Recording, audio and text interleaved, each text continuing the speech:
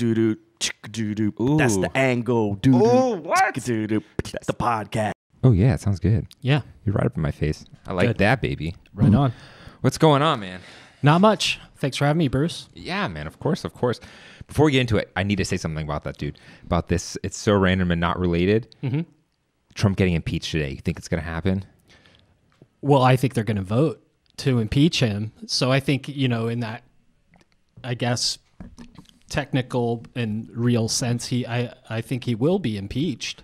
You think so? Yeah. I don't think so this, crazy. I don't think when, it doesn't sound like the Republicans are going to convict him when it goes to the Senate and they have their trial and everything like that. But yeah, I think he's going to be impeached. Damn, you've been keeping up with it. Huh? Have you been like super keeping up with it?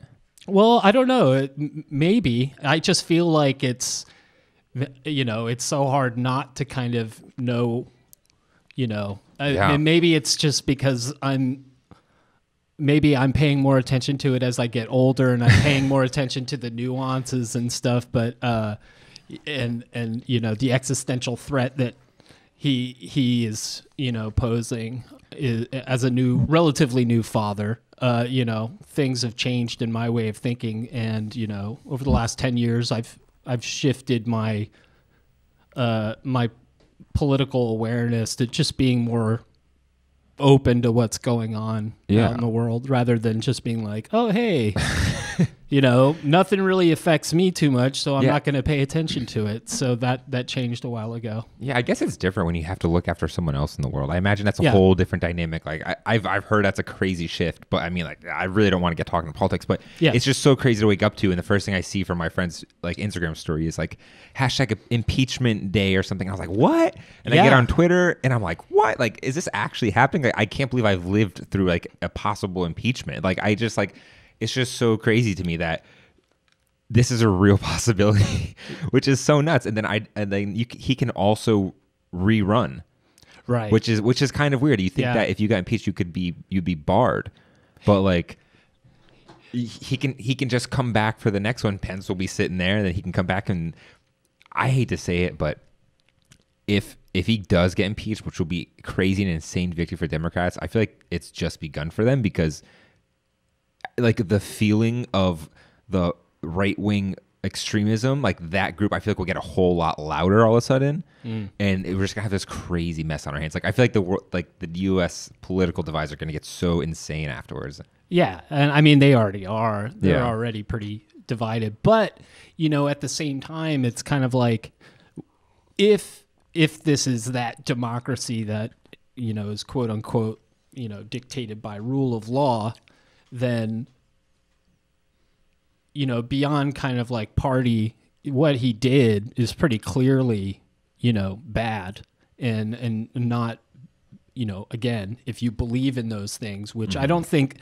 Here's the thing, I mean, Trump, in my view, not to be overly political, but I think he just seems like the kind of guy that he is convinced that everyone lies as much as he does, and that everyone's just kidding themselves. Everybody's, as kind of like corrupt or whatever. I don't think he thinks he's corrupt. I think he thinks that everyone does what he does. Oh, like the whole swamp thing. Like he's standing there, like you're the swamp, I'm not, kind of thing. Right. Well, I mean, in anything. I mean, I just think he's a guy who thinks everyone lies like all the time, like he does, and he just, he's probably lived in an environment where he's never been called to task on many things. I mean, he was the son of a wealthy man, and there's probably been very few times when he was called on his shit or someone's like held him accountable for something. It's like as the president, and he was the head of his own like family business forever. I mean, I don't know him personally, but everyone from his past tells the same story. But that makes sense though. Like just thinking about that, like someone who's probably never been told no or been held accountable for anything in their life because they're so powerful. Like outside of politics, you could probably get away with it, Yeah, totally. But then it's like this happens, and every little thing you do is scrutinized. Like he can't even have a conversation with the Ukrainian president without that being a reason for impeachment between whatever he said. The thing that blows my mind is that like I don't necessarily agree with what happened with the whole him trying to get information about Biden. And him inquiring about that, whatever it is, it doesn't seem very unlikely that other political people have inquired about other people. Like that seems like a very political thing. He just kind of got caught doing it, right? Yeah, but like maybe. I don't know. But but when I think about like Watergate as an impeachment scandal, and I think about this, they just seem like two very different things. Like Watergate seems like across the board, everyone's like, yeah, you got to get this guy out of here. But then this, it's kind of like. I mean, I feel like when you're trying to hold that light to that light, you're kind of like, oh, goddamn, is this really equal in like weight of what you did wrong? Right. Which just blows my mind. Well, I mean, we can never really know what people know, right? Mm-hmm. And I can't. Although I was born in the 70s, I don't remember Nixon, while he was in office or during Watergate and everything. But I mean, analogies I've heard where people are saying, well, this is even worse because he I mean, at the end of the day, he was withholding money that was, in a sense, not his to withhold. And his story being that, well, he was doing it to seek out corruption. It just doesn't seem to coincide with all the testimony where it was more or less seemed like, he didn't really seem all that interested in corruption.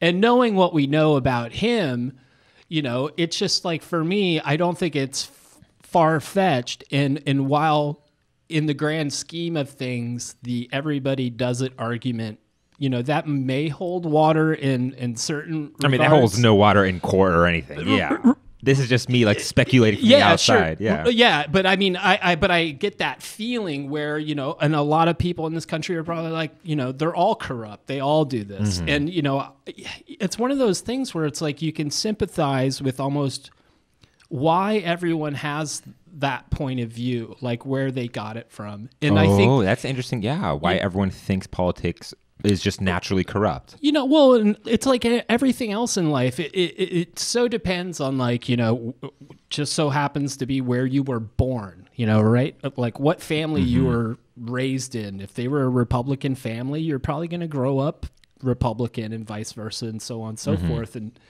naturally. So, I mean, by that metric, I can understand why everyone has that point of view. The frustrating thing, I think, for a lot of people, though, is that, there's this understanding of where in the 70s with Nixon and stuff, there was kind of like everybody just listened to, there were like a few news anchors. That's true. The media channels were very limited. It was like one or two. And it was always like very, from what I understand, just a very like hard line, like, this is the news. And, with the advent of CNN and cable news in general, that whole dynamic has changed. So now you can just kind of like go, well, I'm watching news, but I'm watching news that is making my You're watching news internal arguments make sense to me. It's reinforcing me.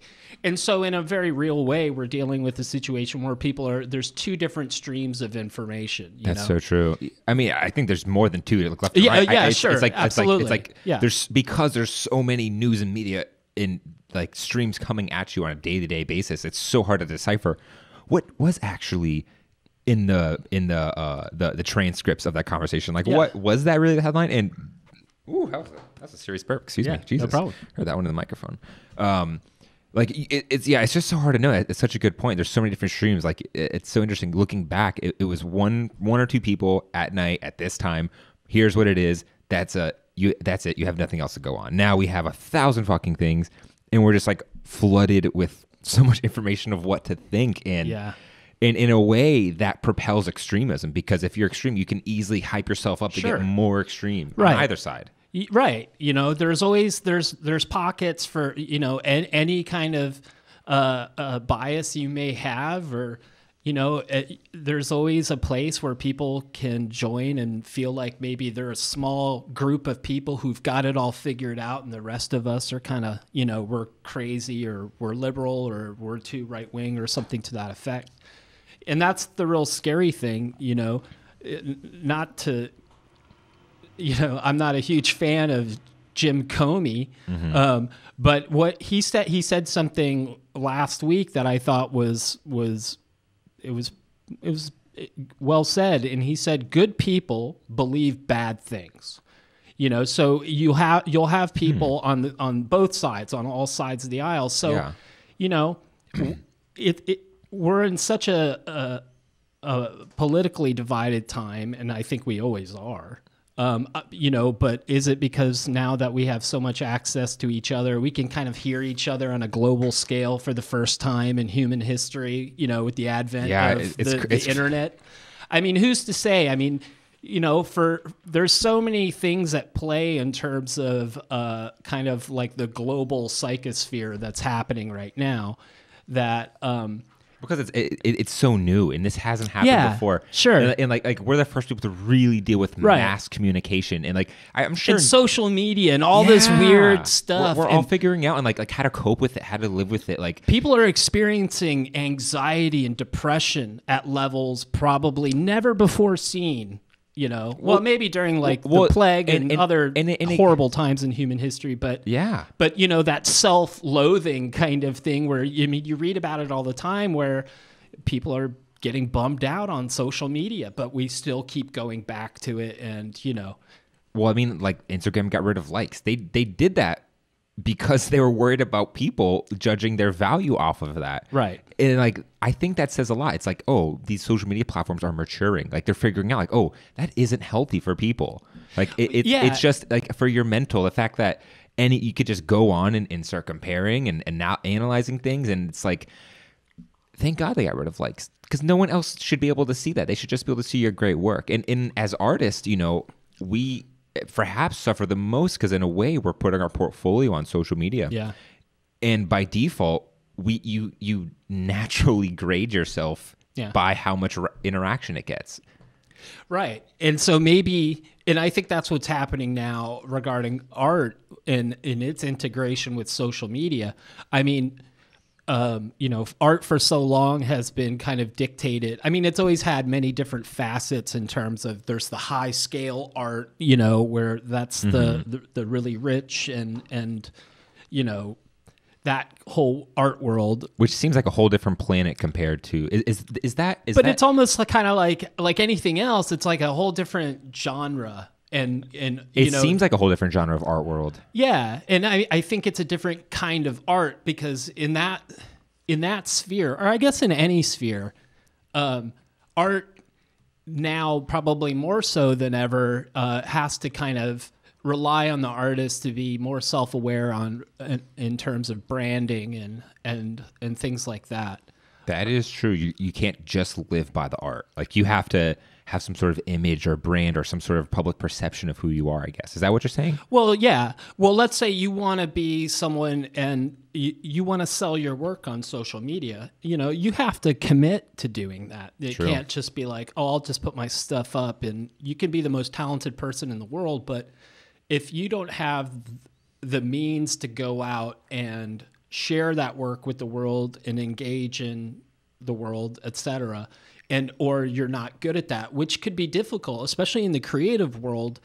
So many of us are dealing with, brains that are really good at certain things, but are not very good at maybe the more like socially outward facing type things. And that can be a real struggle with artists. I think you bring up an interesting point that I never thought about before while you were saying that. It's before social media, the way an artist would present and show their work was by putting on a show, very much like How I Met You. Like that was essentially the only conduit people could see your art. And now it's kind of like we have a online art show 24/7. Right. Which is kind of nuts. Or we should say we have an online art catalog 24/7. Yeah. The show is different. Yeah. But and not to degrade, I don't say I'm nowhere near smart enough to make any kind of like statement whether like the art world's gotten better or worse since the advent of, social media or anything like that. I think it's gotten different. And, there's, like I said, there's different ways that you can kind of pursue a career now. That's probably, it's easier to attain. You can pick a path, you can work, you can do a lot of things using your creative talents nowadays, whereas before that was a little bit more difficult just by the nature of the connectivity of having to hit the streets. And, like for my first job interviews when I got out of art school, that was still in the late 90s.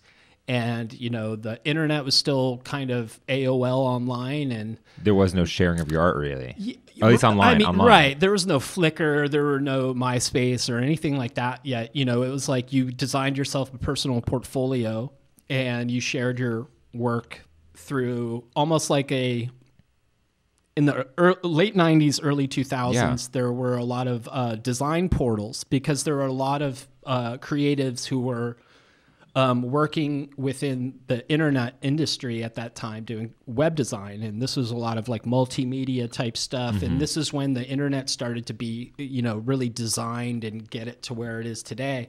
And so you had all these really brilliant young designers all around the world working on, the biggest client websites and all this kind of stuff. But it was, a relatively small group of people who would gather at different like web design portals, and there would be links to everyone's web design portals. And so you would go and you would see, and it would be a combination of like artwork and design and interactive and all this kind of stuff. And this is back in the early days of like Flash. But those seem like two different things. Is like coding and designing a web page versus like actually graphic designing in like web design layout. Like, are you telling me that? It was so it was a combination because it was like all of our day jobs were working on like corporate websites for big clients, but we're learning all this stuff. And so it's like you start, it's like when you're working on your personal work. And so much of that was like, and it was like pushing, because it was like this new technology and pushing, HTML and JavaScript and cascading style sheets and Adobe, back then it was Macromedia, Flash, and all these things. I remember all that stuff. Dude, it's so fascinating that like you have lived before online art art portfolio presence. Like, right. And that's how my career essentially started. Was I had a website called ninjacruise.com. And this was like from 1999, and I ran it until about 2007. And it was just kind of like an online playground where I would post updates and they would be thematic. And this was kind of like the case. And it would be kind of like you would design an interface and make that interface as, intuitive and creative as possible within whatever you were working in. And then launching like even like pop-up JavaScript windows that would house like a single piece of artwork or a video or something like that. So you would kind of create these little like art installations that existed on this URL. So people would like come to this URL and essentially get a new experience every week. Right. Well, not every week, but like whenever every you so had a often. Chance to update. Yeah. And it was usually so interesting. And it was usually so you could. And we were at this time, it was like networking with these designers all around the world because we're all just like posting on the same forums. And, it was like the start of that, like kind of, people have been chatting online forever. I'm just saying in terms of like, a design community and everything. Yeah. To me, it was like this cool, like cyberpunk meets graffiti culture type thing, and it was really neat. It really is because, back then, like, images would take forever to load. I remember much. But even then, like you would design the loader. You would get all into like every intricacy so that like if people had to wait to download whatever it was you're going to serve up, you were going to make your loader at least look cool too. That's so crazy. Like you were on the ground floor before it was cool, before it was even like a college like degree. Like you were literally just there experimenting with it. Yeah. I was lucky in that I was hired by an internet company, an internet startup out of Gaithersburg. Oh no shit. Fresh out of art school? Fresh out of art school. I walked into my interview and I wasn't doing any like computer graphics really all that much at art school. It was pretty much all analog and I can imagine. Silk screens and photo collage and stuff like that and painting and drawing. So I show up and I had done like a skateboard graphics for a friend of mine's like small little skateboard company and a few other things like t-shirts and stuff. And this is like from the mid 90s. So I like walk into my interview and I'm wearing my suit. I have my printout portfolio book. I've got skateboard decks that I've designed and all this stuff. And And then we had the interview and everything, and they were really cool, young dudes, internet startup. This was like 99. It was like, I think I saw the Phantom Menace right after my interview. Wasn't that like a really prime time before the bubble bursted in 2000? That was when startups were insanely popular. Correct. Yeah. And so we had an internal suite of products, or they did, and then I was going to come in and help launch them. And one of them was like an Evite type thing. Oh, wow. And before Evite. And then I forget what happened to it, but so they interviewed me, and I kind of told them, and I did I did do graphic design, but it was very limited, and I was definitely not a web programmer, and I was just knew Illustrator a little bit and Photoshop and stuff. And but you were just doing these things online just to get your stuff out there, essentially. Yeah, essentially. So these guys were like, "You've got the job if you want it," and I was like, "I don't know how to use the internet. I don't know anything about programming. Are you sure?" I just wanted to make sure, that they were like, "Don't worry, we'll teach you that. We just need your brain for the other stuff, for the artistic stuff." Yeah. Dude, so I worked crazy. there for a while, doing that, and that's where I learned a lot. Like, everywhere that I've worked, I've been very lucky, and I've been mentored and been taught a lot. Damn, you got a legit job after art school. You didn't go the whole like bleeding, starving artist route like that. Like you were living nice and still doing your art. Yeah, I mean, I was always painting, but primarily I was always doing a lot of kind of illustration heavy graphic art type stuff. Especially during that time, since it was the start of my graphic design career. And I was a huge fan of the Designers Republic, which were a graphic design company out of the UK. And they used to do a lot of the album and art direction for Warped Records, which had they were the guys who had like Aphex Twin and Square Pusher, Pop Will Eat Itself, like all this kind of like Autechre, all this super underground electronica during the 90s and all that kind of stuff. And they blew my mind, and they were kind of like the reason why I got really interested in doing graphic design, because my initial stuff was always illustration based. Like I always just kind of grew up drawing comics and graffiti and all that kind of stuff. Yeah. Oh, did you did graffiti? I did, yeah, like in high school and a little bit into college. Are you Kesto? No. No.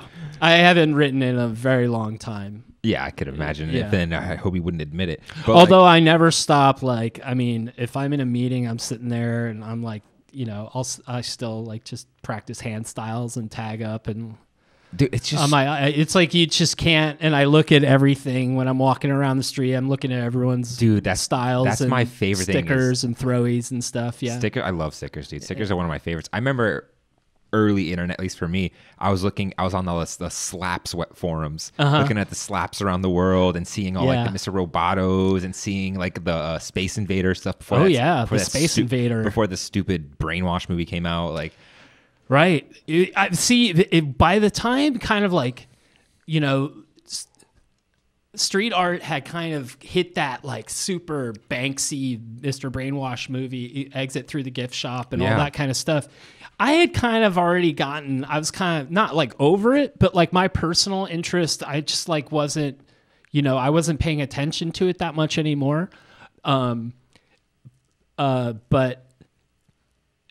I never stopped looking at it. And I mean, to this day, I still look on Instagram. I love just watching people doing like, hands throwies and all that stuff. And it's one of those things, like once you notice it, you can't stop noticing it. Right. Like once it's that underground alphabet, and it's like, like you kind of notice around town, and then even the same spot you walk every day, you'll see a different tag up there. Like, oh shoot, that's new. Like, whoa, like that's crazy. Like, I wonder who's doing this stuff. Yeah, and I'll see someone's tag, and I'll be like, oh, that's a dope O, and just be like, I love the way that proportion of that tag is, and I'll point stuff out to my son when we're walking around and stuff. How old is he? He's 6.5. Okay. And so he'll be walking around and he'll be like, look, Papa, someone spray painted on that wall or whatever. And I'm like, yeah, do you know what it says? And I'll point it out and I'll show him. And then he's like, oh, yeah, it's like secret letters. I'm like, it's exactly secret letters. I mean, that literally is what it is. Even I struggle a lot figuring it out. I feel like for you, it's a little easier because you've been there. You look at this stuff like every day. Oh, man. Well, when I was into graffiti writing. It's like anything else. I mean, I was just obsessed with it, and there weren't really websites. There weren't websites with graffiti. There was no 12-ounce profit. Yeah, there was no YouTube video like how to tag a building. I mean, there was like Style Wars, and you could go. We would go to New York and go to Soho Zat, which was the store, and you could buy like caps and do all this stuff, and get the Crink markers. Were those around back then? No, Crink wasn't around yet. Damn. So it was still like Sakura and like, I mean, fat caps. I mean, for the most part, most of the caps that I would use were just like stealing fixative caps, just going into like hardware stores and stuff. And it's amazing. Now you can get like so many caps and Montana colors and all that stuff. It's crazy. And I remember dudes doing like mixies where they would like,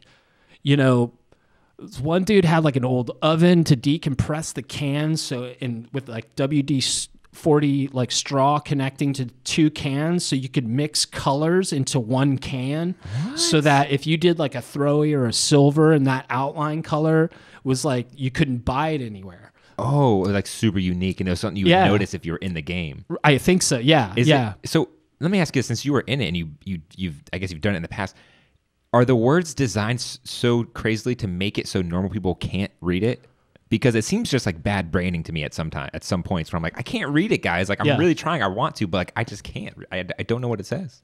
I guess, it's almost, I think too, there's so much of it that I think that it's like there's a craftsmanship. I think when it first started, like recently, Phase 2 passed away, old graffiti writer, legendary, R.I.P. and R.I.P.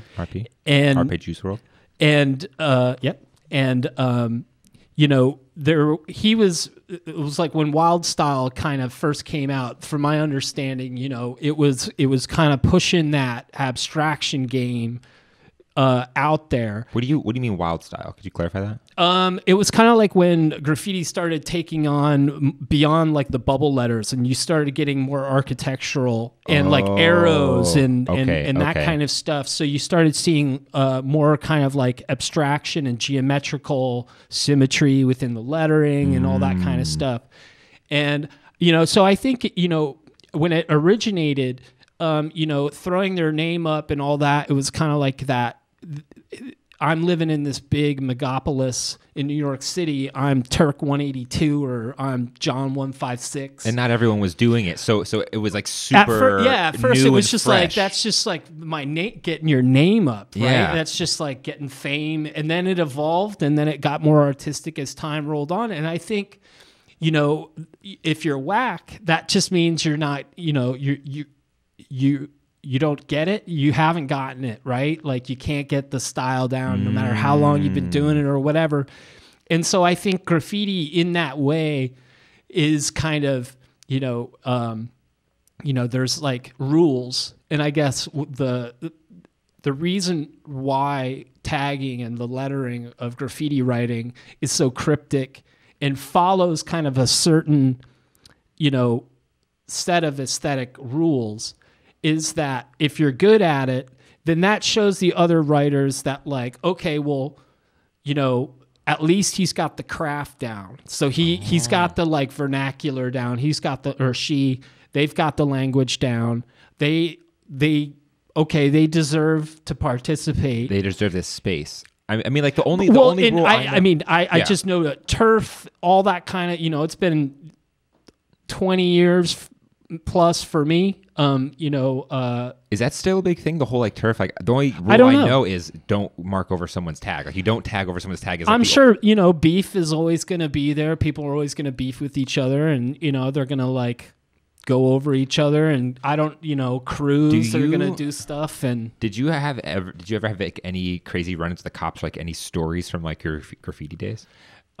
Sure. Yeah. I mean, so I was in art school, and I was doing a piece in Providence, Rhode Island, underneath a bridge, like on an underpass on the outskirts in northern Providence, and I was there piecing with a dude from New York and a dude from Boston. And so we're doing like a 3-person piece on the one side. And then some other local kids come down and they're doing like throwies and maybe silvers and tagging up on the other side of the wall. But on that side of the wall, it's visible from the street. Where the other kids were. So the next thing we know, kids just dart on both sides of us. Like we're up on the wall. And you just see them. And I just see in the sides of my eyes like the kids just go taking off. And by the time I turn around, the cop is like, I mean, he's like right there. He's like, what, 5-10 feet away? Yeah. And I'm just like, and he's like, don't run. I'm like, I can't, I'm not going to run. Yeah. I guess it isn't worth that. Like, right. So they took, they took the 3 of us in and they booked us and they kept us for a couple days. No shit. Yeah. You got a couple days for that? A weekend? Yeah, I mean, they probably should have let us go the next day, but I think they were just, fucking with us. Dude, that's so wild. And so, so then court, we had to get, it was like 100 hours community service for each of us. And so we did, did pressure washing, had to paint like the entire holding cells of the Providence courthouse. Dude, community service is the fucking worst, dude. It is the worst. I remember I got in trouble once and I had to do community service. And the first day I was at this Boys and Girls Club, the first thing I hear is someone comes up to the guy, tell me what to do. And he goes, someone just cut off their thumb in the batting cages. I was like, I'm not doing the batting cages, am I? Like, yuck. It's the most treacherous, mundane shit in the world. Yeah. So, I mean, we had to do some shit. And then finally, and it was miserable, but it was better than being in jail. And then finally they were like, hey, do you guys want to paint a mural at this elementary school in like a suburb in Rhode Island? And we're like, yeah, all right. You got a gig from it? Yeah, so they had us go out there and we painted this in this elementary school cafeteria. Like it was a K-5 school, and we did this little engine that could, like little choo-choo train storybook thing. Nice. And they bought us pizza and they paid for it. And the dude who was in charge of like keeping track of our hours and everything, he was like so emotionally moved by what we did. Damn. And he loved it so much. He was like, this is amazing. And he was like, this is what you guys got busted for? In his Rhode Island accent and stuff. And we're like, accent. And then he's like, so he hooked us up and he checked it off. Hell yeah. So man. we didn't have to do like the last, 30 hours or whatever it was, but we were lucky. Dude, hell yeah. It could have been a lot worse. Do you ever wish you took that chance and ran? Nah. Okay, yeah. I don't think it would have. It would have just ended up worse. There was no way I could have gone anywhere. And it was like those kids who split were like probably like 13. Oh, and they were booking. And 13-year-old kids are fast as shit. You're not catching them. So that cop rolled up on like 3 dudes who were like 21 or whatever, and he's like, got ya. Dude, fucking sucks, man. Oh well. Oh well. I mean, life experience. I think that's the risk you take. Yeah, yeah, exactly. It's like one of those things where it's like, well, this was always a possibility. This is illegal. So, dude, that Mr. Brainwash movie was crazy. Exit to the Gift Shop. That was an amazing movie. Yeah, that was mind blowing for me. Like and there's still so much more footage he has of these legendary street artists like doing their thing. Yeah. And like, where is that footage? Like, where is all of that? Like those amazing tags of Space Invader and all these people, like in the Obey guy, Ferry Shepherd. Like, where are all these things? Like, yeah. Fuck, that's like history right there. It is.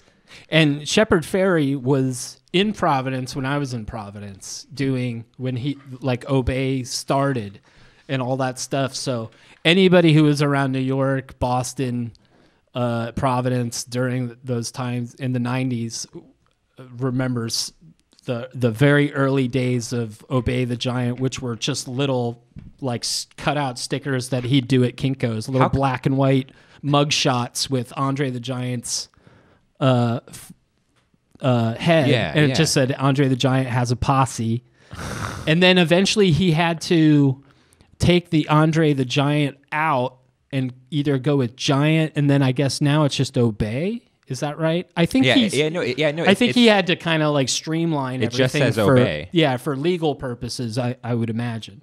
Well, I can't believe it even got to that point where legal purposes came in. You'd think it was just like it's just street art, but he got really big. Oh yeah, I mean he's a huge graphic designer and graphic artist for sure. Is that just because of the repetition of him doing that, or was there more to Shepard Fairey than like just him tagging things up relentlessly? Like, I don't know him well, okay, well enough to. I mean, I can only know the way that everyone reacted about, and it was cool because he was doing it, and there were a lot of people who were involved at that, like doing small skateboard companies, and everybody was kind of like doing that thing. And, it was a pretty cool time because that was kind of like when street art started hit mainstream. Yeah. Like Juxtapose magazine was out, right. And then like Graffiti magazine started coming out, and like there was more, dialogue, I think, in terms of like West Coast artists. And that was kind of like the start too, I think, when like magazines and Kid Robot and, counterculture started coming back into the mainstream. Robot. Whoa. I haven't heard that name in forever. Right. Holy shit. Yeah. And like, but I mean, Juxtapose was a big magazine, and it still is a pretty big magazine. Yeah. Still I remember I got the first issue. I think it's like Robert Williams is almost, I would say, definitely on the cover. Whoa. And and it was like, people were seeing people like Twist, Barry McGee for the first time. That was like, to me, he was hands down my favorite street artist or graffiti writer / Barry McGee? Yeah, Twist. He goes by Twist? Yeah, he was Twist in San Francisco. He was based out of there. But, I mean, he's done shows. He does those really beautifully done drawings, but it's mostly like black and white. And if you look up his work, I guarantee you'll recognize it. You'll have recognized it in some capacity. Yeah, if he's that big, I'm sure I've seen it somewhere. I just never really thought about like, oh shit, yeah, I've definitely seen that guy. Yeah, for sure. Yeah. Dang. And he's had some really big museum shows and stuff like that. Yeah, I can't imagine. Yeah, I mean, but it seems like such a natural transition. Like now that street art in that sense is like mainstream and commodified. It's like now we're in this new era of art where it's like the king art is almost like graphic design. Yeah, graphic art is, it's pretty popular. Like it's out there. Yeah, I have this weird stereotype of like a graphic designer in my head, and it's like a girl in her early 20s living in DC, graphic designing, and it's literally every like hot chick I meet who's at an art show. It's like graphic designer, but it's like become like the cool safe thing to do. It's like it's not lawyer doctor, but graphic designer. Yeah, you can make an honest living doing that. Yeah, but growing up, it was not you didn't hear a lot of kids saying graphic design. It wasn't cool. It wasn't even cool. It's cool now. Like it wasn't cool to be a graphic designer then. Yeah, I just remember growing up and like having known some parents. I don't come from like a very artistic family. Like no one in my immediate family or even on the outer fringes was really ever involved in the art world. My mom has a great eye. She has an amazing sense of design, and I think that's where I get it from. My brother is brilliant musician, really good at like figuring out music and all that kind of stuff. So like growing up, I remember having a friend whose dad was a graphic designer or something, and but it was like he designed textbooks and all this stuff, and it was very like mechanical, whereas graphic design now is like, oh, I sit at my Mac and I do this. And, yeah, he's probably actually cutting shit out and like putting it on replicas that he'd make and stuff. It was way less mock-ups and right. And I mean, graphic design is, even in my career, I've lived through where it was like, when I started, it was like I was a print, and then I had to get into the interactive digital, and that's where I spent the majority of my early career.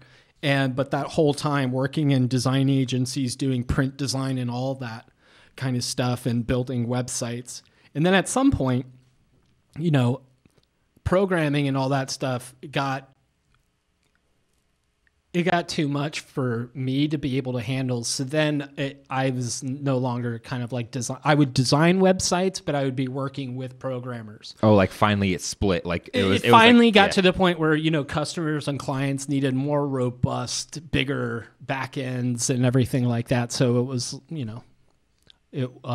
But yeah, so nowadays, I mean, graphic design, I mean, it makes perfect sense. I mean, kids are more self-aware about branding and all that. They start branding themselves in high school, if not sooner. Yeah, that's so true. Like now your first screen name is your brand for the rest of your life, which is kind of weird to think, because if my first screen name, can't even decide on like a business card for myself. It takes me like a year. Dude, do you remember your first AOL screen name, like your AIM Messenger name? Actually, what was it? Dolt Blacksore.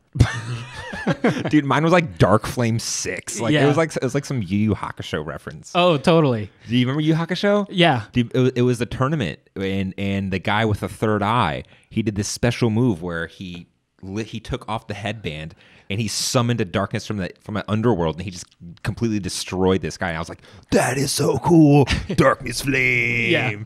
Dude, but so like at some point, while I guess after that split, you had decided to start your own endeavor. Like you decided to start Boy vs. Dragon, which is like a design company. Like, yeah, I mean, so essentially what I do, which we'll explain. So I've been working as a graphic designer, creative director, art director, kind of climbing the rungs through like agency and everything. And then about 10 years ago, I was working at an agency, and I decided I was going to go freelance full time, because the whole time while I was working doing client work, and I was doing stuff for like Sprint and Booz Allen Hamilton, like big kind of Northern Virginia, DC nonprofits, like it's a big contracts. Yeah, the stuff that like agencies would want to have here. But while I was doing that, because I had that like online identity of doing all this kind of more artsy, crazy, weird stuff, I was getting contacted from like art magazines and galleries and other websites, and very much the same way, people just kind of stumble across my website, and then they would contact me, and I'd be in a magazine in like Japan and stuff. Dude, you probably have the most insane SEO because you've been on this shit for so long. Your SEO rankings that you type in Mathew or Curry, it's like you. Well, no, because I kind of walked away from, when I went freelance, I was just kind of like, all right, well, now I have to build my client base and make money. But you had something. But but it's interesting because you were at the agency level, so you got to see how the contracts negotiations were handled. Which I think, as an artist, for me, who's never been on the inside, who wants stuff like that. I mean, not that I do graphic design, but like how the deal is handled. You know how the dance is danced. Like So and you already getting clients. So to go from the agency, all this strong work, and then having clients, like it seems like a no-brainer to go and want to try and work for yourself. Right. But like I was saying earlier, you can have all the talent in the world and all that stuff, but if you don't have the drive or the knowledge to kind of like not drive yourself crazy when you're working for other people. Like I think I left at that time. I left where I felt like I had learned enough to where I felt comfortable, albeit still scared about going freelance full time. But I mean, yeah, it was helpful to know how to do project management for myself. Yeah, for myself, like knowing like, hey, dude, don't watch that movie. Just knock out this work, get the deadline met. Dude, that is the realest inner struggle right there. It's like, don't do this, like do this and get it met. Don't go to that. Don't go on that day. You got to get this done. Yeah. But dude, I think you got to have we got to put some perspective on it. 10 years ago, there were no references on YouTube. That's how do you start a design agency? How do you get clients? Like it was like, I hope this works. And it was a whole different world at that point. So it's like, it was harder. Like you couldn't just see a freelance artist on Instagram doing it and killing it. Like we were talking about earlier, like I don't know what the situation was, but like, were you like sick of the company, or you just kind of felt like right, or like what was the thought in your head? Well, and it was also during the economic downturn.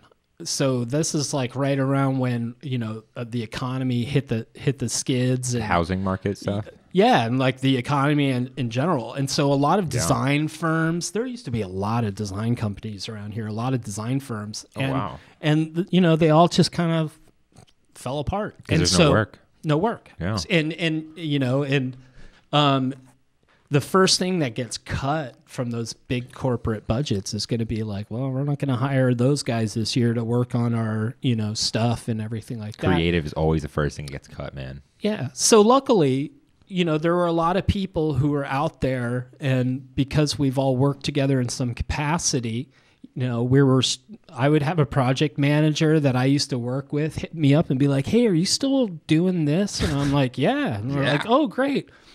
So it's like anything else, the more people the more contacts you have, the more chance you get to press the flesh and just talk to people. That's true. And I mean, as far as like a designer goes, most of my work is unfortunately, I don't get to post a majority of the work that I do professionally as a designer because of non-disclosure agreements and stuff like that. Yeah, I kind of thought so. Looking up your work, I was like, you can only like say you've worked with them, but then a lot of the stuff I was like, what the fuck is this stuff? Yeah. So, it's and also my portfolios. I'm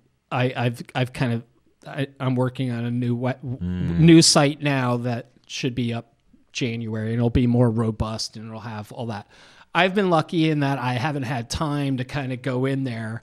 That's the best thing. That's the best problem ever. So yeah. So essentially, just it's like I'm like it's like a barber. Once someone finds a graphic designer in a small business here in DC, I might get connected with them, and I might do their logo or business card for them, and then they're like, "Oh, this is great." And they like the experience. Then I'm their go-to guy, and then so on and so forth. And so I have some clients that are on contract that are, so they pay me a retainer every month, and then, I'm at their beck and call should they need me. I mean, and that works out really well. The retainer's the magic. Yeah. Like I love the retainer model. As an artist, like it is the best. Yeah. So yeah, I mean, I get pulled into, it's kind of like a hired gun kind of thing. So they just know that, I work with one company that does a lot of stuff. So I'll do anything for them, anything from like laying out an annual report to like storyboarding a commercial or, designing a trade show booth. I mean, just because I've designed, so diverse, I've kind of worked on every project that you could think of and I think it's a very DC in that you're working with a lot of nonprofits, you're working with a lot of trade show type stuff, a lot of print stuff. There's a lot of that kind of work here in DC. So I got to work on everything throughout my career. So it's been great. And that's one of the reasons why I don't think I've ever moved. Just because there's always so much work. I mean, there's tons of other companies and nonprofits that have tons of money for that kind of work, and it may not be the New York work, but it's I don't know. I mean, it's pretty nice. I mean, I'm working on. I don't know. I mean, I'm working on a book project for the Smithsonian and Library of Congress and Smithsonian Folkways. So that'll be like a book project / record packaging project and everything. So that sounds exciting. And that's going to be sick. It'll be really laborious, but it'll be amazing. When you work with government entities like that, do they give you a lot of creative freedom? Or are they kind of like, you do something like, change that yellow to lighter yellow? Like, is it like, what's the dynamic there? There's always going to be strict brand guidelines, of course, depending on, what you're working on. So chances are there's going to be a lot of like bureaucratic kind of things. But if you know that going in, you're gauged to that. So it's like, I think by now, things that may have frustrated me when I was younger don't frustrate me as much just because I'm aware of the process. And like I did a project for AT&T and designed almost like a modular mural. I think I saw that photo. Yeah, you probably saw it. If you went on my Instagram, they have a small display of it on the Georgetown AT&T on Wisconsin. But anyway, it was a project that I did probably about 4 or 5 years ago, but the entire, I probably spent a total of a week doing the art, making it, designing it, right? Maybe a week. But the entire project, because of the fact that it was they have to go do the testing and all the bureaucracy, all the hoops and stuff, that it was it took a year and a half. Are you kidding me? Yeah, so Yeah. Oh my! So God. it's like you in those situations, it's like okay, you get paid like the 50% up front. You have to. You have to. You have to. Yeah. And then, and that's always beneficial. You know, for those of you out there who are always nervous about asking for money like up front on a project, you know, just remind your client that's good for both sides. It motivates, both sides. Yeah, because on the artist side, you can have what you need to get by to the end of the payment, but then Correct. you don't know how long the project's going to take. Right. And then when the clients feel satisfied, they pay you. Right. And especially in the design place, I mean, we've all been there. It's you never know how long that small. It always takes so long. Because the person who is hiring you is more often than not going to be like, oh, it's not going to take you very long to do it. Yeah. That's usually how it goes. Yeah, something like that. Yeah. Random question, and Sure. it just comes to my mind. As someone who runs like this, is it graphic design firm or company? It's not a firm. It's just it's me and like, my wife. Yeah, I mean, it's a graphic art and illustration. I mean, but essentially, it's just an entity that I put everything under, and like I design things like the brand. Yeah, it's kind of like the brand, and the boy versus dragon is just kind of like me, and the dragon is the kind of like the metaphorical, it's me versus this dragon, and the recurring theme in my work is always like the scales and the dragon. That. So that's just kind of like, the take. Well, I wanted to ask you a kind of off-kilter question. Sure. Like, how are you living? You living good? Okay. Yeah, I live all right. Like you have a kid and stuff like that? Like, I do. Are you worried about paying for their tuition as like what you like? Yes, always. I mean, it's probably stupid expensive by now, but like I'm just curious. Like, as someone who's operating the level you're at, like you've got to be doing pretty well. I do okay. It's not as glamorous as I would like. Some years are better than others. I mean, there's some years where it's like, oh man, I killed it, and like you might get a good couple of contracts. But then there are other years where, you just never know. And so that's why I try not to think about too far in the future. It's just like I just kind of stay focused on like the days ahead and make sure that, I have my family taken care of. But by no means am I living in any kind of like serious disposable income kind of way. But you're able to like do what you want. Yes. Like, you don't have to worry about if like you getting had told avocado on like your Chipotle and shit like that. Right. So I mean, yeah, right. So if you had told me, 18-year-old me, like, hey, you're going to be doing this, you're going to be married, and this is what you're going to be working on, you're going to have this kid, and you're going to be, living essentially this kind of way, I'd be like, no way. I'd be like, that'd be amazing. That's like all I'd ever want, And so it is one of those things where it's like, just surviving is great. Yeah, and I think there's so much beauty in that because I feel like when people think that you work for yourself or you work for as freelance, like it's some crazy glamorous lavish life. And even myself as a photographer, like if I can just, and I'm just starting my journey, I'm fucking 29 and I wasn't doing it in college. But I'm like, if I could just make enough to pay my bills, put some food on the table, not have to worry about if I should order this or that, then like I'm happy. Like I'm right. The fact I could wake up whenever the hell I want to wake up is the most powerful thing. The fact that I don't have to look at the clock every day and be like, oh, is it 3? Is it lunch? Like that is the most invigorating like feeling ever. Like that's worth it to me. I don't know. I love that. And the freedom of the lifestyle. That's great. That's great. I mean, I did. I don't miss waking up and having to go to production meetings every morning where everybody gathers and talks about the projects that the agency is working on and stuff. I don't miss that at all. And so, I feel super fortunate and, but it is hard work to it's hard to kind of do the work every day, knowing that it could be like yanked out. Something could happen. Clients could go away. You never know what could be taken away. And when you're out there on your own, you don't have like a boss who's going to say, hey, you take as long as you need to get back on your feet.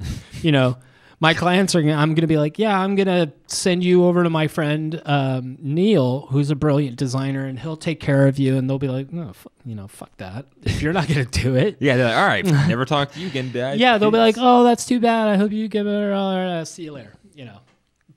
But yeah, so, and I mean, I have anxiety and all that stuff, pretty typical kind of artist brain. You know, I'm always overthinking everything, and you're your own worst critic. All those cliches, that's me, you know, so. That's all of us, man. Right. So, I mean, it's just kind of like, you know, the happiest I am is like when I get home every day and my son walks in from school or he's already there and I come in from the studio and then I just like shoot the shit with him and catch up with my family and my wife and, you know, sit there and draw on my iPad with my son. And, you know, that's to me the best thing that I've experienced in my adult life.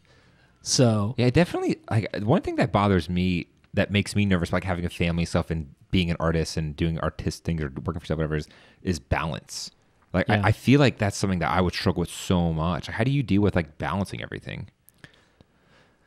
I gave up, I think, a long time ago. I mean, if I'm not painting, I'm designing. If I'm not designing, I'm drawing and painting or making music or something, you know.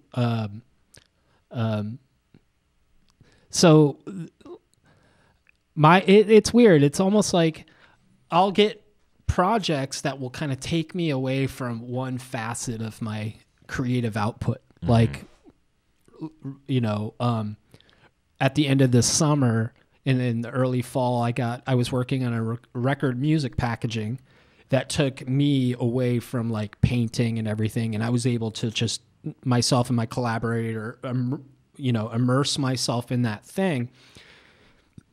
And at first I'm like, oh man, I really want to paint. I want to stop doing this stuff. And then eventually I get so into whatever it is, that project, that packaging for that project. I got so into it that by the time it was finished and I could paint again, it was like the time had lapsed enough to where what it was I wanted to paint before was no longer the same thing. So it was like, in a weird way, that you know, that incidental kind of hiatus from painting actually created a breakthrough without. Do you know what I mean? Yeah. It forced me to walk away from something, not even a specific piece of work or anything, but just like how I was, you know, currently visually kind of configuring things in my head and, you know, working on the record packaging, kind of like taking my brain and moving it over into the more like art director sphere and collaborating with my my design collaborator.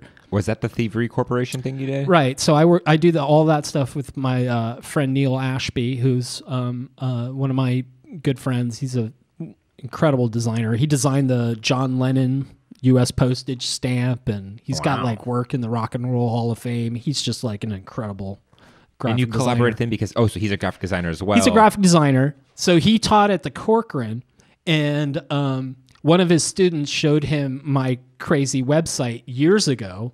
And he saw it and he contacted me. He's about, you know, about 9 years older than I am. He contacted me.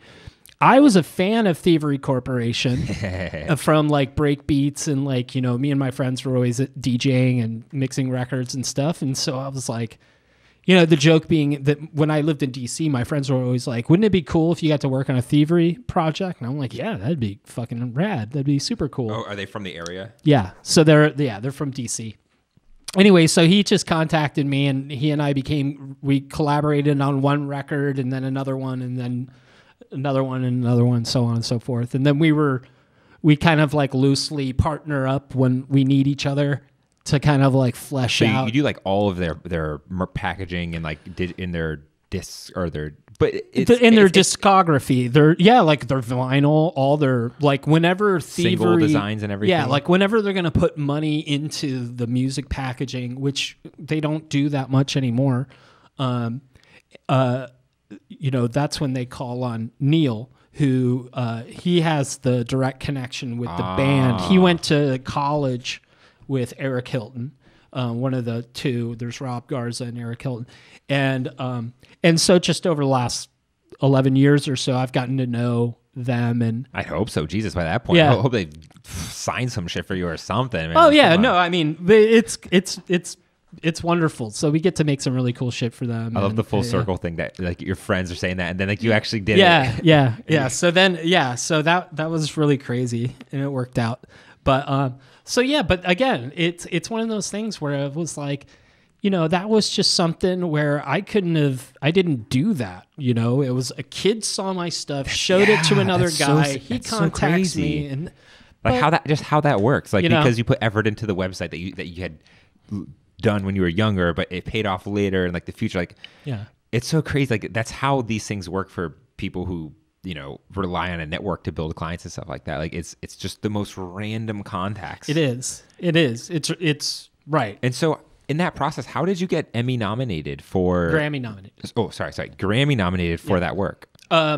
So I didn't even know that they gave Grammy nominations for this, but they have like the fancy Grammys that everyone watches on TV with all the big bands, top music and all that kind of stuff. But then they have the other Grammy Awards that take place that day.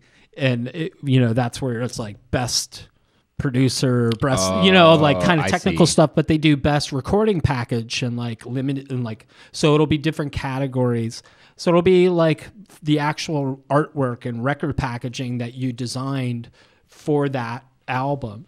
And the cool thing about that I learned about was that when it comes to the Grammy nominations for the art direction and design and packaging and all that, that's being judged by other art directors and designers throughout the country. So that's what's cool about like getting a nomination from that. Whereas I think, when it gets higher up, then it's more political, and it's probably like, I know the Oscars and all that stuff where it's probably huge political campaigns and all that. Whereas in this case, it's just kind of like other artists and designers who work on this stuff are looking at it. And if they, so to get that nod, but did you win it? No, we didn't win. We got nominated. Who beat you? The first time it was the Metallica packaging. And then the second time we were nominated, it was Tool. Damn. Yeah. Two like metal bands. That was pretty two massive bands too. So so the last one, my friend Neil, he's like, we got to win this one. I'm like, all right, well. So is that in the process right now? Well, we'll see. Yeah, if it gets nominated, we'll I mean, just it. saying you were nominated just looks so good. Like it's such like a talking point as like it's like that resume thingy. Yeah. I mean it's embarrassing and cool and like, I don't know what to do with that information. I just know I have to put it up there because that's what they tell me. They're like, you better put that Grammy nominated before your name. Dude, it sounds amazing. I think any agency or who's trying to hire you is just like, oh shit, okay, boop boop boop. Is there a higher recognition than the Grammy look? Like is in your world, is there a higher like achievement recognition? Oh, I mean, definitely. The Grammy, I wouldn't even consider that. That's like a weird. That seems kind of obscure. Like, yeah, because it's like, what, a Grammy? Yeah, for looks good on the shelf though. I'm not it looks cool, and it's neat, and my son will get a kick out of it when he's old enough to kind of understand. Like, my nerdy dad got Grammy nominations for like what is that? Design. What is the like? What is like? If you know, like, what's like the top like recognition you could get? Well, I mean, in the design world, there's all sorts of different high-end graphic design. It really depends. Publications, communication arts, art directors club, AIGA. I mean, there's huge design things. The Grammy, I don't think the Grammy no designer is like, oh, I'm going to get a Grammy nomination. I've never heard that. Like I want to get a Grammy thing. I did, like I said, when we first started doing this, and they were like, yeah, we're going to submit it for a Grammy. And I'm like, what, the record? And they're like, yeah, the artwork. And I'm like, what are you talking about? And then he explained to me, my friend Neil, and he's like, oh yeah, they do nominations for the music packaging. I was like, oh, that makes sense, because so much of what music was for so many years was the packaging. Listening to vinyl, listening to records, looking through liner notes, looking at all that such kind an of experience. Like, I can only say I've lived through that one, but it was such an experience of looking at the book, looking at the photos, looking at the front and the back, and art and music are they're hand in hand for sure. for sure. What would you say is the hardest part about like running a design studio? Well, it's knowing,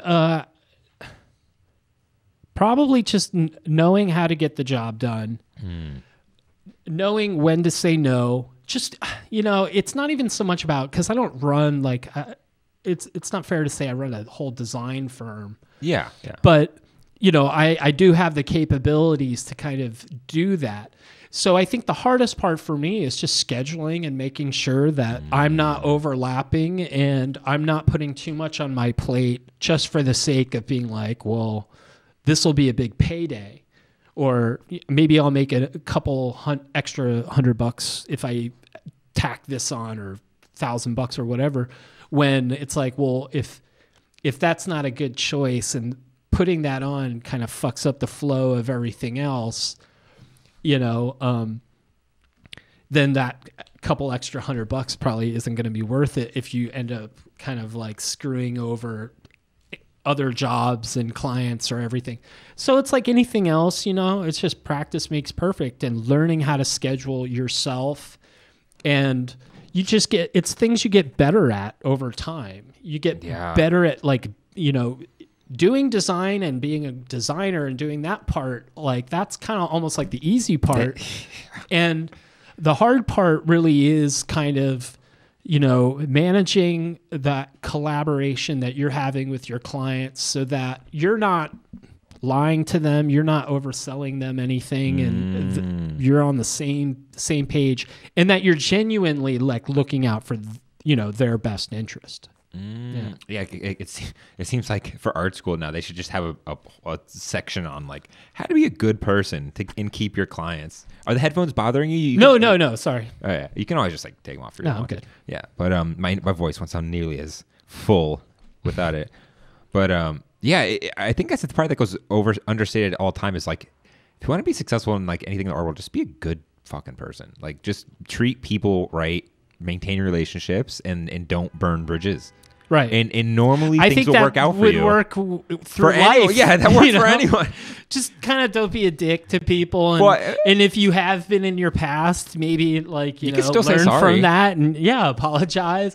I think in any, especially in the art world, there's so many people who are looking to take advantage and exploit artists, with the like, oh, you can design all this for us and it'll be really good exposure for you. And, I hate that word. And it's the worst word in the world. Like, exposure. But it's hard. I mean, we have fragile egos. We want to be told our work is good. We want all of that, and it's like hard to admit, but everybody likes being told they look nice, or, well, not look nice, but their work is nice, and, and you have worth, all those kinds of things. Maybe some of us, are more insecure than others. I mean, for me, if I sit there and I start thinking about all that kind of stuff, I mean, it's just like a never ending kind of, It's a nightmare. Yeah. It's just, you just end up in a like a loop of kind of going like, ugh.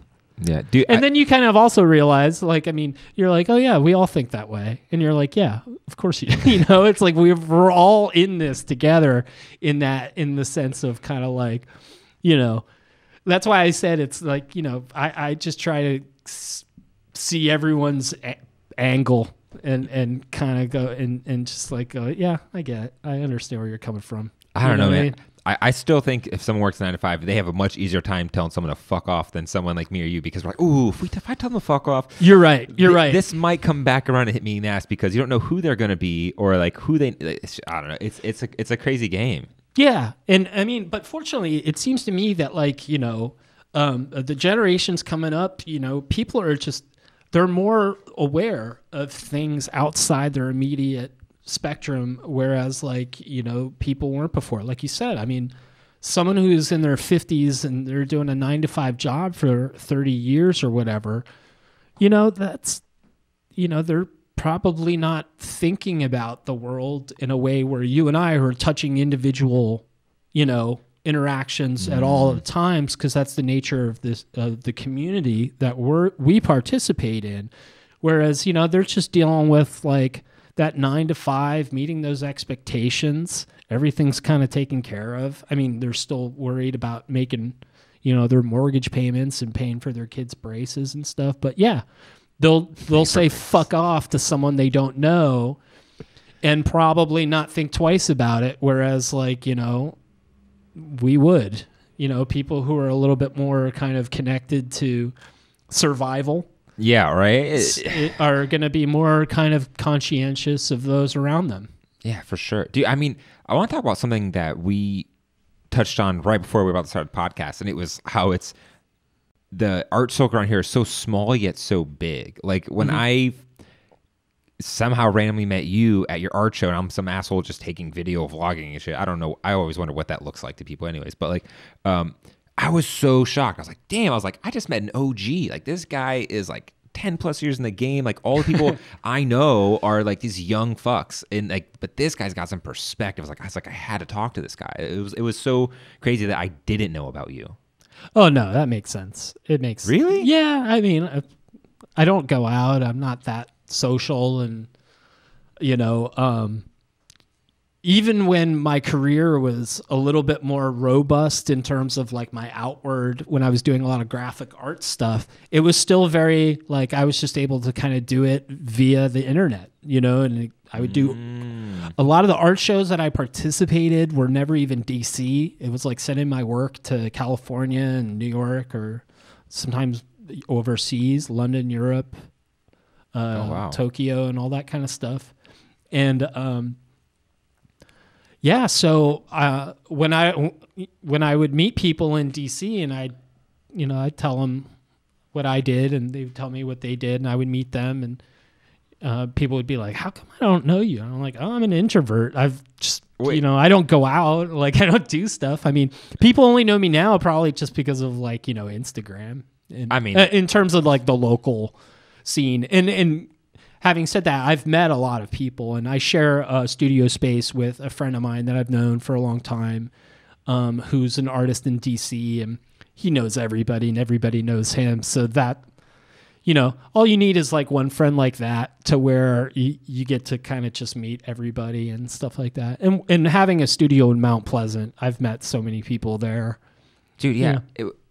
Mount Pleasant is in its own self like a kind of a weird paradise in DC that when I went to Lost Gallery, I never actually explored Mount Pleasant. I was like, where the fuck am I? I was like, am I in Old Town Alexandria? Like it was so off-putting. A little village. I was like, this is the whitest part of DC I've ever seen besides George Washington University campus. Like I was like, this is the craziest thing. But like, it seems like you don't really chase clout or anything like that. Like I definitely chase clout. I'm so fucking guilty of it, right? We like all are, I think. But like, yeah, right. But it's so common for artists to do that, and so you're just kind of like a silent killer about it. Whereas you look at someone like Kelly Tolles, who's like always publicly putting himself out there, a part of these big exhibitions that I'm sure you've probably had opportunities to be a part of. But like, it's like that's like the difference. Like how I kind of look at it, where he's kind of like an OG in the game too. It's like one is more public facing, and one is still getting all their shit done like you, but it's just not in your face. Yeah, I mean, again, I think my career is entirely dictated kind of like by my personality. So I learned that, I love talking with people and meeting with people. But I'm also very homey in that I just kind of want to be, like hanging with myself and I've always kind of been that way. Tight group of friends, kind of know everyone and friends with everybody, but like, only come out once in a while and that kind of thing. And then, so yeah, I mean, it's like for me, that part of that life to me isn't, I just don't think I would be as good at that as someone like Kelly is. Like Kelly is so great at putting his stuff out there and branding himself and, and doing all that kind of stuff. And, and I take advantage of opportunities when people hit me up and they're like, "Hey, you want to come through and do this?" And do the more podcast? Than often, or a gallery show or whatever, or project, and I'll get that a lot. And people will be like, "I don't know if you even do this stuff," and I'm like, "Why not? Where is this coming from? I'm just like this regular dude." But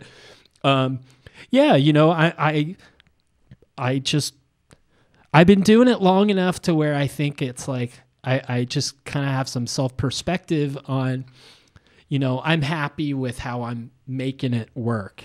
And that's not to say I don't look at like, a Kelly or another artist who's really good at like outward facing, and I'll see that and be like, well, maybe I should do this more. Should I post more on IG? Should I do this more? Or, and I have to be honest with myself and be like, well, if that were the case, wouldn't you be doing it? Like, I have to ask myself, true. And it's like, well, if you really wanted those things, you would go after them. You can't just go, oh, I'm going to start trying to promote myself like crazy and really go after it, when I just know deep down inside, like, even if I did that, I would only do it for a short period of time, and then I would be like, I'm not into this. And yeah, it's different because like, I mean, dude, I still get nervous. I have to fly to Florida tomorrow for the holidays. I still get nervous about just like making my flights, just stupid like little anxiety things. So, I've kind of figured out a way to kind of have my career where, the responsibilities of my graphic design career kind of satiate a lot of that internal, internal kind of like need to have satisfaction and fulfillment, because graphic design, those projects are point A to point B, and art and all that personal work, that's a never ending, non-stop, snake eating its own tail thing. Whereas if I lived in that world all the time, of just like your own art all the time, I mean, that may have, that would be very different. But I think I can't commit myself to being that artist all the time. I really like being the designer too. So in a weird way, it's like, from a business standpoint, it's detrimental. I mean, people would be like, well, don't you want to like paint these pictures all the time instead of having to even bother doing the graphic design? And I'm like, well, no, I love both things, and both things are very different, but they feed each other. Yeah, that's very true, because you could easily just go on one side and pursue the solo artist thing where you're showing at all galleries and doing this. Maybe. I mean, I could attempt it. Whether or not I would be successful is a whole other thing. But I could attempt it. So I have great admiration for people. Kelly's brilliant at getting, seeing his stuff everywhere. And I mean, that's the case with, I think I mentioned that to you. I was like, I'm just so impressed with the artists in this city and their ability to kind of, put forward not just a branding foot in the game, like, hey, I'm here, this is my work, and this is what I'm about, but also they're very activist oriented. There's a lot of that social conscience. Whereas I come from the school where the typical artist, and like, it was more of like, the artist, they don't go out, they just go and paint, and you know what I mean? Oh, it's more like a secluded, it was like a secluded introverted thing. And I'm not saying that's the way it is for everybody, but that was my experience, and being a very outward facing kind of artist was really rare to see. Yeah, fucking social media once again, right? But the whole political activist side of art in DC, I think, is because we are in DC.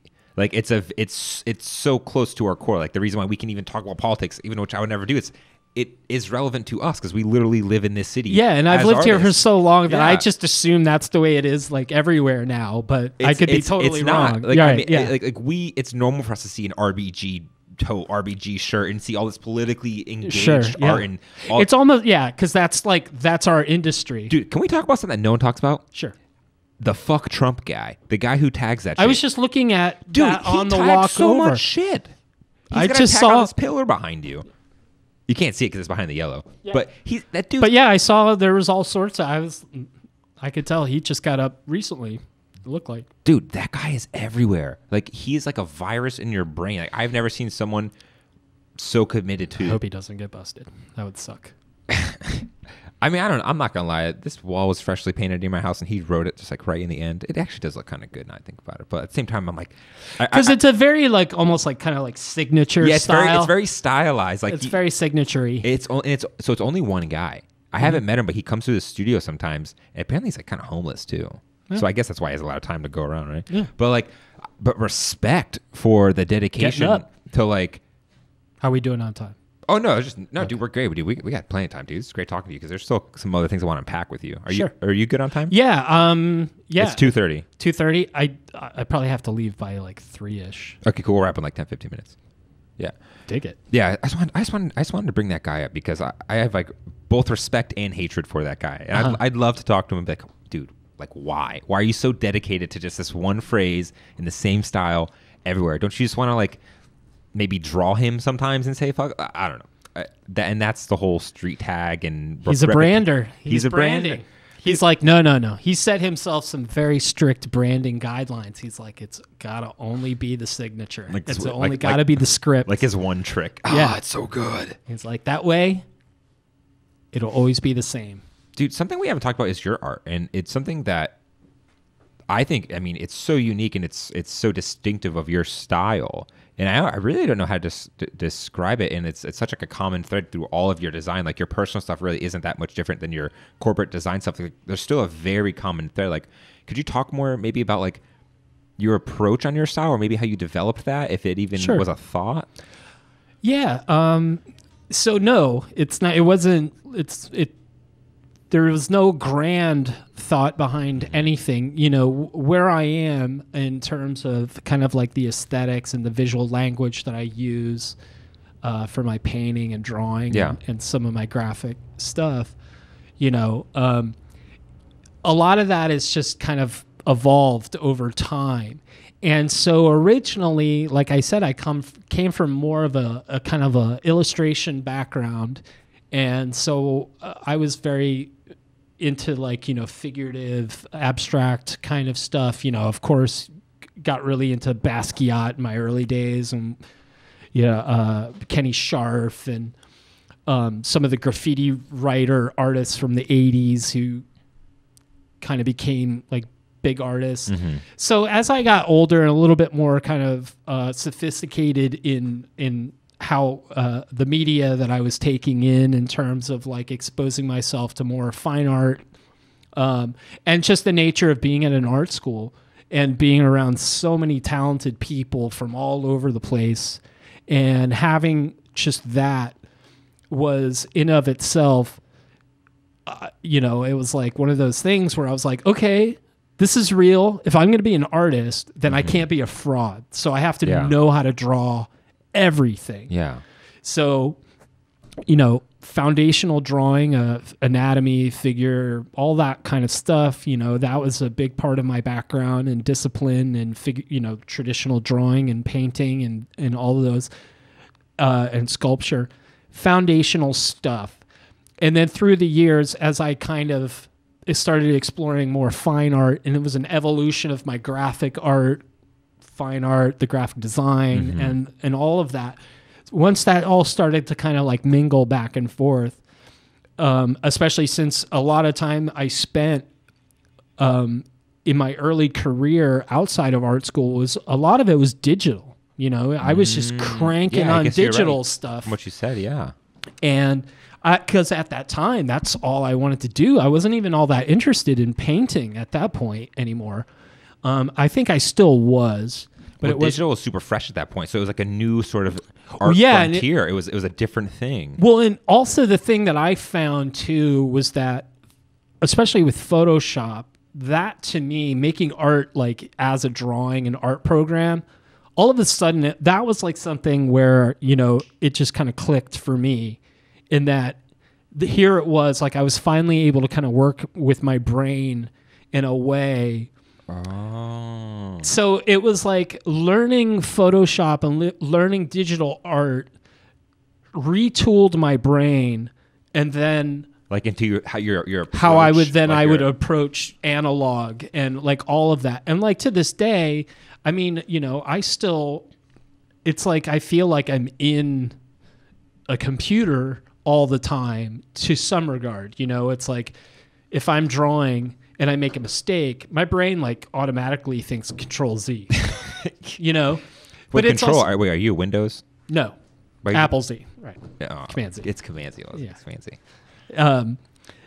and then viewing everything almost in this kind of like Photoshop layer kind of format. Oh, that's so true. Yeah, breaking things down in that kind of regard. Gives like a framework of how to approach a piece, and like I guess it's like a So you were never. So were you ever there thinking like, I need to distinguish myself, like I need to come up with a style that separates me, or is that just kind of there? No, because I was never interested in anything long enough to commit to anything that I was like, I want to do this forever. I want people to know me for this. I want to write Fuck Trump forever. Like that was never that to me. Like that's why I'm glad I have the graphic design kind of side where I'm able to kind of work in that world with branding and stuff and design, which I love. But for me, as a maker of things, I could never commit to like one kind of visual aesthetic to where. So hard to do that. Right. I mean, one musician doesn't want to make like the same record over and over again, but I don't think visual artists have that same flexibility. And so, and that's hard. Like I do, think that there is like specific work of mine that I know for a fact would be marketable, right? And just because I used to do it and it was, and then I kind of stopped. Like characters or figures or something like that? Like more of that, of that kind of stuff. Well, like the Cause guy, for example, he's stuck to that fucking character. Like he's stuck to that, like branches of character. Like in that, is that kind of like what you're saying? Like that, you can, I don't know. I guess where I'm going with that. Like he's abstracting the shit out of it though, which is pretty cool. He is. But he has been doing it for a long time. I remember seeing his lettering before he became like Cause to everyone, when he was Cause, the graffiti writer, before he started doing the skulls on like bus posters. Even his lettering and stuff was super sweet and fucking clean and real nice. He did these really cool 3D ribbon type letters. I remember seeing it in like 12 Ounce Profit or something like that. But he was like one of those graffiti writers where I was like, I always loved seeing his stuff because it was so different and cartoony and flat. Yeah. And then, seeing how, and then he blew up to where he's been doing it for like 25 plus years. But to hear you say like how you get this like nice, refreshing diversity of work, like your personal stuff, which could be whatever, and then like these other challenges you get from the corporate clients, which is fun. Like even as a photographer, problem solving is that's all I care about. Yeah, but really. It's like in a way like. It must suck a little bit to be Cause because he's locked himself into this image where if it's not a part of what he does, it's like, is this even you? Yeah. Like it's almost like this prison he's built for himself. I mean, don't get me wrong, this guy's amazing. Props to him. But I'm saying in a way he's built this metaphorical prison of if it doesn't have X eyes or the whatever character, it's like, it's not you. Yeah. But, the only way I could relate to it, because I don't know he could be like, he could be super frustrated that he's locked in. Or, the only way I can relate to it is how for me, the evolution, kind of like the dragon theme that I've used, where it's like I just keep pushing it and abstracting that simple like scale formation, which started out from an illustration that I did for this French magazine in like 2004. And I just had this like kind of like serpentine stalk, and I drew the scales in, and it was kind of like loose and kind of like naive and scrawl and everything. And for whatever reason, I really liked it. And then I started making these really weird like dragon compositions. And it was kind of like, I think they were inspired by like hokusai and like Japanese art and printmaking and stuff originally. And then over time, it just kind of like, it just kept getting more and more abstract. So maybe, I think Cause is probably looking at his work in a way with an eye that maybe no one else on the planet is seeing it. So he might just latch on to certain things that over time have grown more and more interesting to him. And, so... Well, like you said, the scale is a common theme in your work, but it's never probably like the same scale or the same formation or the same thing. So if anything, it's maybe this sort of anchor point to like something that you enjoy, like the aesthetic of for whatever reason. And it serves almost like physics. It's all, so, it serves like it has a purpose. Like there's like physical attributes to it. It performs like gravity. It helps direct the eye. There's certain things. Absolutely. 100%. I feel like when I look at your pieces, like and I'm probably so wrong, but just guessing, when I look at like your painted pieces, your personal stuff, it looks like you're like dripping paint or something, or you're kind of doing. Yeah. Am I right? Yeah. The drips have always been important.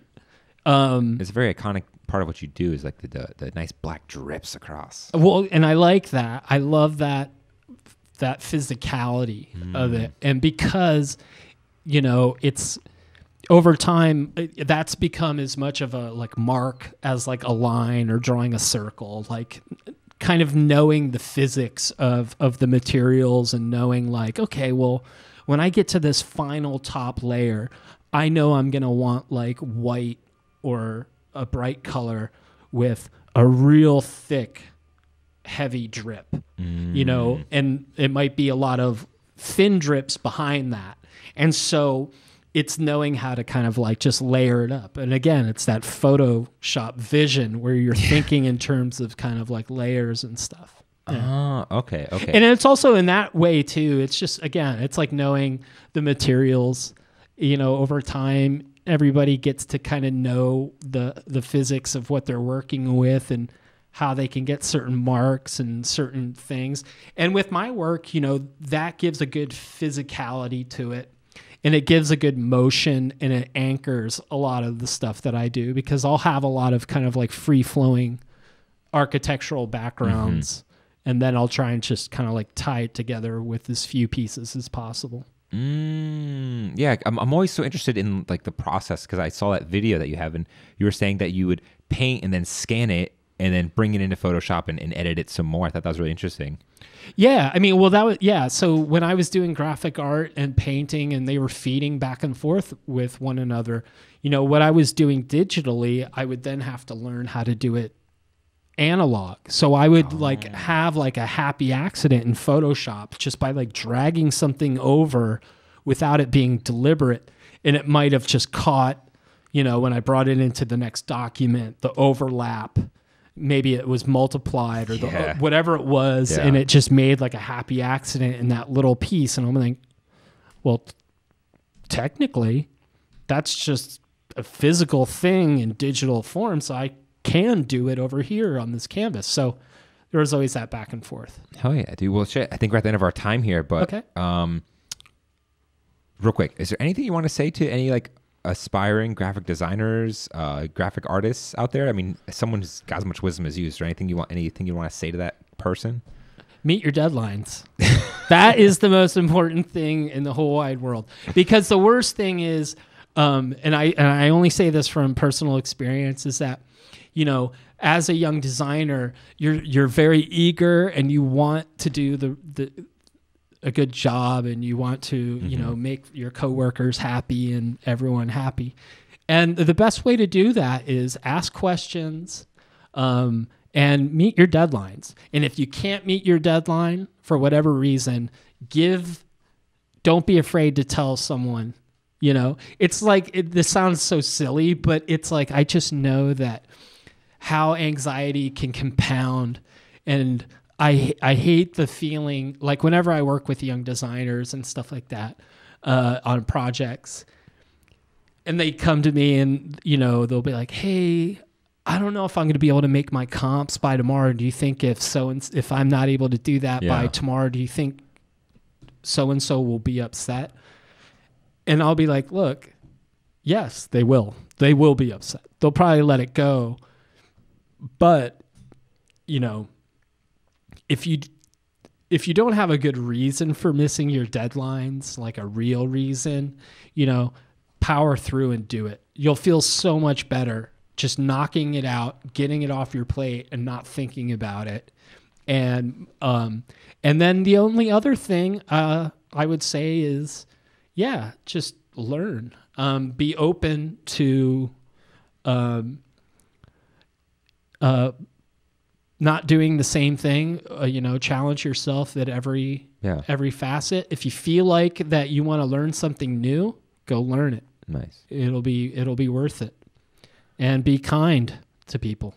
So meet your fucking deadlines, people. But meet your fucking deadlines. Yes. Matthew Curry, man, it's been a pleasure. Thank you, Bruce, for coming on. My pleasure. Appreciate it. Guys, that's it. That's the angle. Peace out. Dude. Thanks, man. That was sick. I could talk for like another hour. I've got so many other questions, but split. Dude, I just got a couple of things I got to take care of before I head out tomorrow. Oh, where are you going? It's just Miami. My brother-in-law, his family is down there.